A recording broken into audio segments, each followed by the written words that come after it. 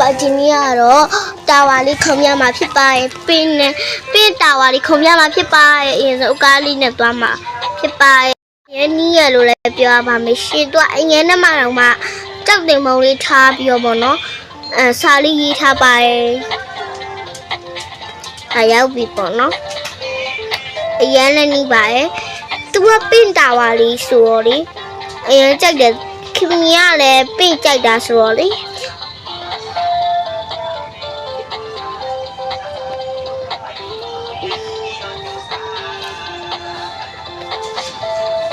သမီးကပင်းကြိုက်တာပါရှင်ပင်းကြိုက်တာနဲ့အတော်ပဲမို့နော်လော်ရာကပင်းကြိုက်တာပါပင်းကြိုက်တာနဲ့အတော်ပဲဆိုပြီးခေါ်ကြည့်လိုက်တာပါဒီအန်ဒီလေးကိုမနှဲရှာလို့ရရမို့နော်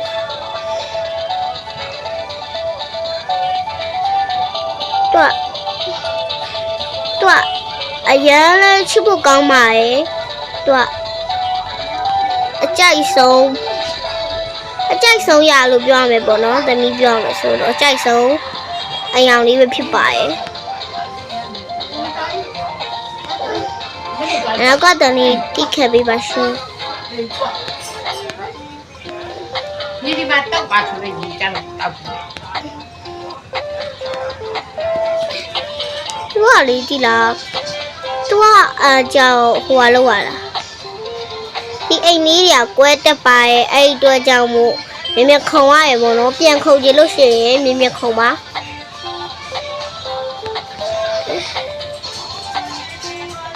ဒါလေးတော်တော်ချစ်ဖို့ကောင်းတယ်နော်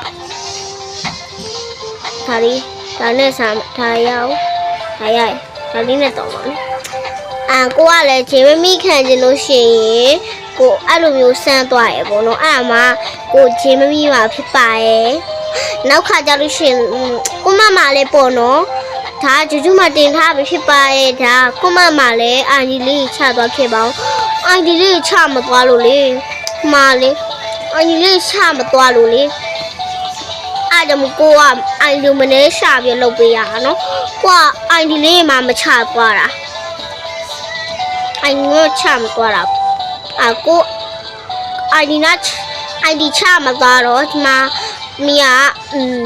ဂျိုင်းမဲ့ပေါ့နော်အဲ့လိုဂျိုင်းမဲ့ဟိုတော့သွားလိုက်တာပါအခုဆိုရင်တော့နိုင်တော့မယ်ပေါ့နော်ဒါလေးခုံပြီးတွိုင်းနိုင်မှာပါဒါလေးကနည်းနည်းပဲပုံပေါ့နော်ပပခုံချင်တဲ့သူတွေကတော့ဒီဟာလေးခုံလို့ရပါတယ်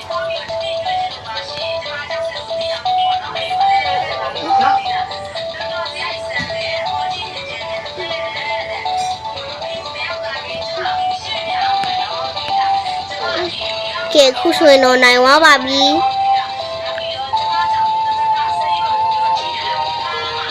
သူ့နာမည်ပင်ကီဆိုလားမသိဘူးကဲဘိုင်မာဒီဟာလေးရအရန်ဟိုမှာချစ်ဖို့ကောင်းပါရဲ့ရန်လည်းကြိုက်ပါရဲ့တစ်ချက်ပြပေးမယ်နော်